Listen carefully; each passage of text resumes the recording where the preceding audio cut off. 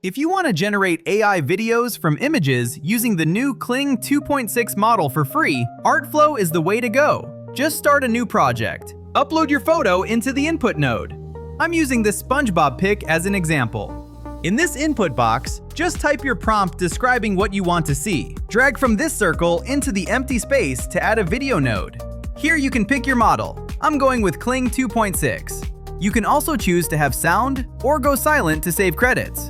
I'll pick silent and set the duration to 10 seconds. Now, just hit run. Wait a few seconds for it to process, and then just download your video. Check this out. The movement is super smooth and the lighting is spot on. Definitely give it a try.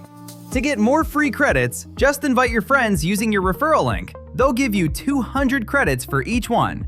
Also, don't forget to use my link in the description to get started. Thanks for watching and good luck with your generations!